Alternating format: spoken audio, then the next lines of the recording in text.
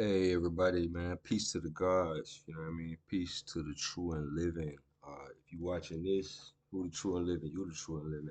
And we're gonna get into, what I'm saying, that level of conversation. I think y'all see the title of the video, God with a little G or Supreme among beings. And yeah, that's Benjamin Bannock on the belt. You did. If you know, you know. So yeah, but this is a common conversation. I think this is an interesting teaching that's not really discussed much. You see what I'm saying? But it's very necessary. This is like a rudimentary teaching, a basic foundational teaching. But it's not really talked about. And sometimes, like how we say, we traveling through entropy, so a lot of the meanings of things get muddled over time. So let's kind of get into this. Okay, so this is not necessarily something that is explicitly discussed in True Master.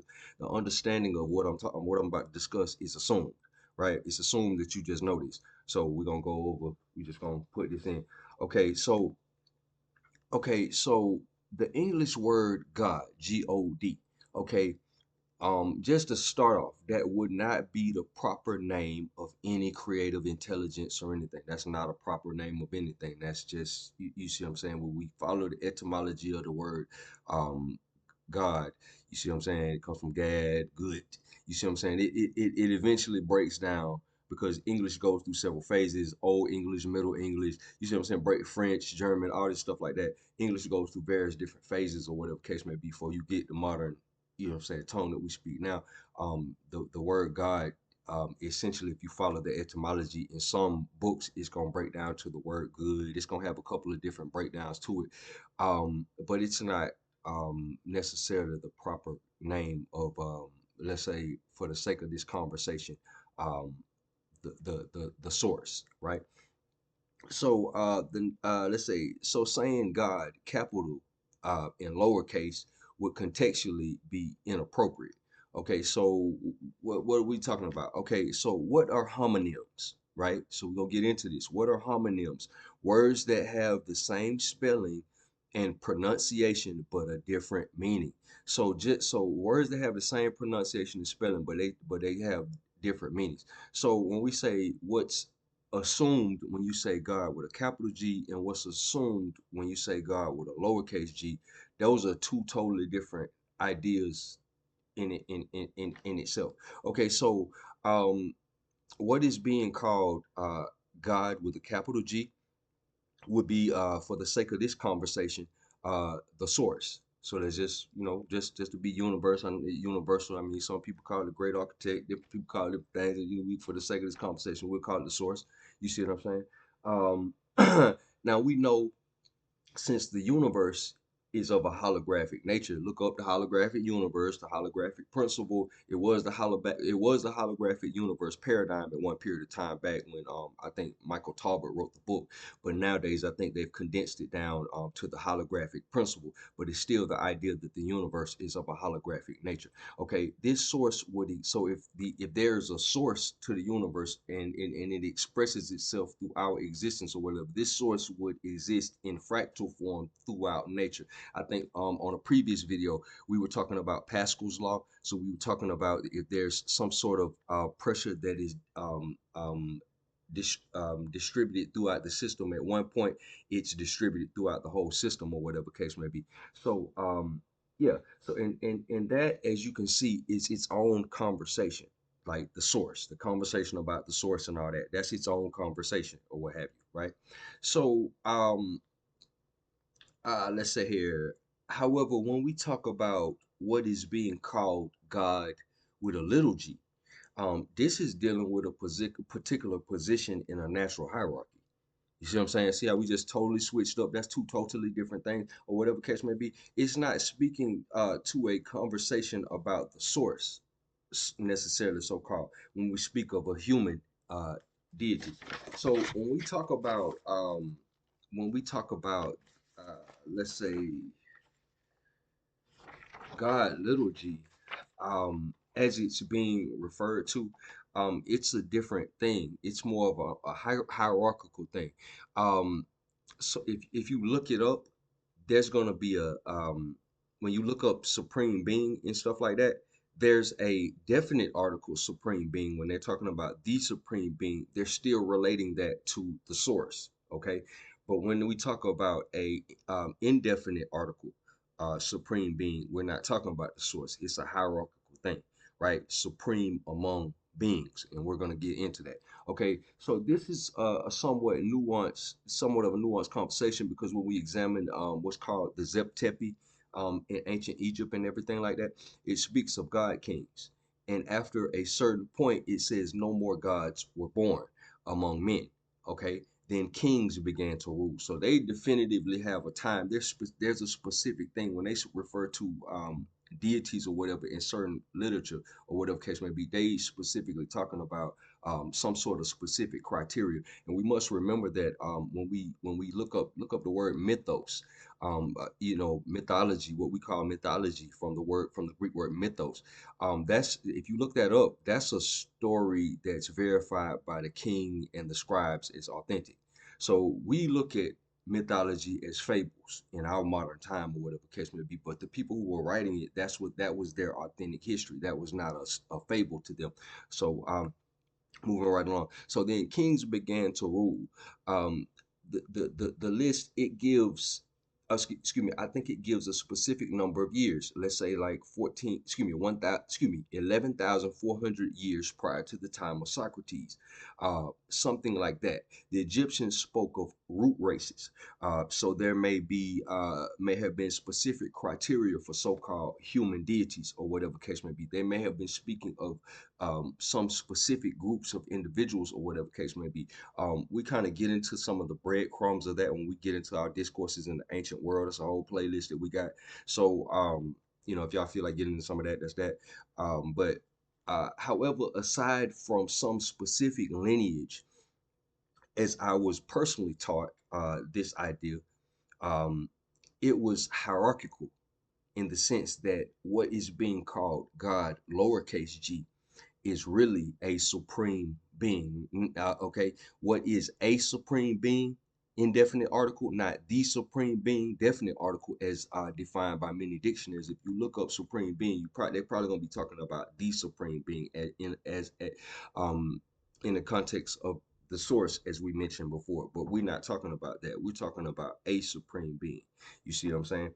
Okay, so uh, a supreme being is supreme among beings.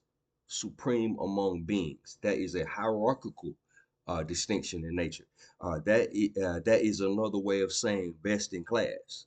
You see what I'm saying? That's why we held the championship belt a little bit later, a little bit earlier, or whatever case may be, because that's what being supreme among beings is. Every time you see a cat with a championship belt, he beat a bunch of other people in some sort of competition in that category, in that particular category. As far as that competition is concerned, he is supreme among beings. See how that works? So let's see. That is hierarchical in nature.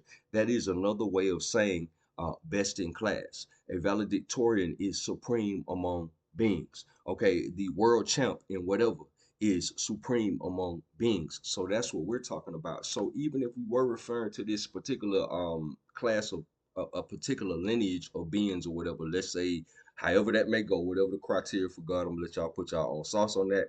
As far that the Egyptians were talking about during the Zep-Tepi and everything like that, even if there was a specific criteria, they would have been understood to be superior, because those individuals would have brought the sciences that built the civilization of that particular place or whatever case may be. They still would have been supreme among beings, whether it be in their mannerisms, whether it be in their ways, their understanding, their knowledge, or whether it had been, or whether it had been some sort of genetic superiority or what have you. I mean, it's a whole bunch of stories, and we can go into a whole bunch of conjecture, but it's outside of the scope of this video right here. But I was just trying to kind of paint that picture. Okay, so if I say that Floyd Mayweather, you see what I'm saying, is the best boxer of his era. You see what I'm saying? Love him or hate him, you see what I'm saying, on a personal level, the stats speak for themselves as far as his won-loss record. You see what I'm saying? As far as how he wins and everything like that, the stats speak for themselves or whatever case may be. He would be supreme among beings in his craft. You see what I'm saying? That would go without saying. In this respective discipline, and that doesn't make him any more divine or closer to the source. You see what I'm saying? Than any of the other ones of us. He ain't. He may not be no closer to the source than anybody else. You see what I'm saying? That may be watching this video or whatever. But he's a hell of a boxer. We cannot deny that. So let's see. If he had to perform brain surgery on the spot, him, myself, a bunch of others, you see what I'm saying? He would be a layman in that category, like the majority of us. So all it takes for is to take that fish out of water, and that person is just like the rest of us. But in that particular category, in that particular thing, he is supreme among beings. Okay, so when I say things like I was saying at the beginning of this video, when I say peace to the gods, you feel me? Uh, and I refer to you all as the true and living. You see what I'm saying? Okay, basically I'm saying namaste. The same thing that they say in a lot of your yogic practitioners talk about namaste. The light in me sees the light in you. You see what I'm saying? Peace, God. You see what I'm saying? That's what I'm saying. Okay, so that is a reference to the source. Now that's a reference to the source in a way, or what is commonly referred to as God, the light of God in me that sees the light of God in you type thing, or whatever. Now that's a reference to the source. So when a person says that, they're not saying nothing that ain't in the Bible. You see what I'm saying? When God breathed the breath of life into Adam and made him a living soul. That's that same idea right there. So that's what we saying, or whatever case may be. But when we talk about God, what's being interpreted as God, lowercase, um, and everything like that, is being filtered through a modern context, or whatever case may be. When this idea was kind of engendered, it predated the modern notion of what we're gonna get into in a little bit. Let's say like the hypostatic union and all that. So we're gonna get into that in a little bit. Okay, so when we refer to ourselves as gods, so-called lowercase g in the English language, because remember we speak in English, more cleanly expressed as a supreme being or supreme among beings. That's basically, if I call myself a god, it's basically a person claiming the best version of themselves. You see what I'm saying? That's a person claiming the best version of themselves. That's saying you're an instrumental principle. You see what I'm saying? All of your qualities at their most balanced and perfected level, or whatever case may be, expressed through you. That's what you try. And I think all of us can honestly say we trying to attain to be the best version of ourselves. It should be. You see what I'm saying? So that's not a stretch. You see what I'm saying? Okay. So by our definition, Michael Jordan, Michael Jackson, Muhammad Ali, all our heroes by definition would be supreme beings or supreme among beings. So I'm not saying that they're divine. I'm not saying that they're angels or nothing like that. I'm saying that they're good in what they do. And all of us should strive to be good at what we do. Then we talk about the four phases of awareness: the layman, the scientist, the philosopher, the layman, the philosopher, the scientist, and the artist. The artist would be the apex of this. The artist would be a supreme being just by his class. You see what I'm saying? So that's kind of what we dealing with here. Remember, we are trying to express an idea through the filter of a language that is ill-equipped for such concepts. Someone who is supreme among beings is not one with the source any more than you or I. You see what I'm saying? They got the same portion of God in them that you got in you. You see what I'm saying? They may just be good at what they do. You see what I'm saying? And we respect that. They personify a certain quality of nature, a certain energy or something like that, a certain theme. Their talent has a certain theme behind it or whatever. So they represent a certain quality of energy, as we would say from a certain perspective. You see what I'm saying? So why do people, when the rest of us, hey man, peace God, you know what I'm saying? Why we get so much flack? What do um people who are more entrenched in a religious notion, why do they feel like we're blaspheming or something when we say things like that, or people say things of that nature? Okay. What is the hypostatic union? Okay. So the combination of divine and human natures in the single person of Christ. Okay. So this is a Christian doctrine. This hypostatic union is a Christian doctrine. When we say we gods, you see what I'm saying? The Pharaoh was a god. You see what I'm saying? He was the or supreme among beings. the religious and the political head of his country. Yeah, he was supreme among beings, no doubt. You see what I'm saying? That's a thing. And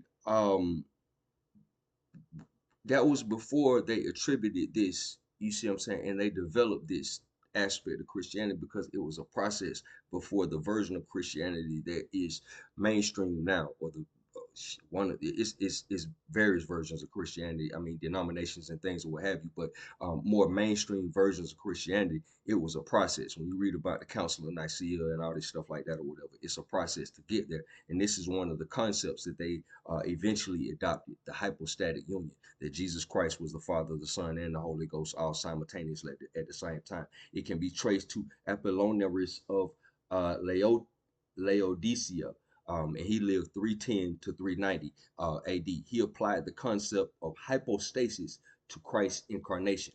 Hypostasis, from late Latin, substance, sediment, from Greek, support, foundation, substance, sediment, from hypostatai, to stand under, to support. So he applied an ancient doctrine to the person of Christ or whatever. So that's where the confusion comes in when a person says peace, God. He ain't a part of the hypostatic union. If he talking like that, then he's not probably not dealing with the Christian doctrine as you understand it or whatever case may be. Don't make him, blasphemous or nothing like that. It's just a lack of understanding between one, at least one of the two parties and everything like that. So when we say God, if we are referring to the source, you see what I'm saying? And I'm saying the source to be kind of like ambiguous and everything like that, but everybody know what I'm talking about.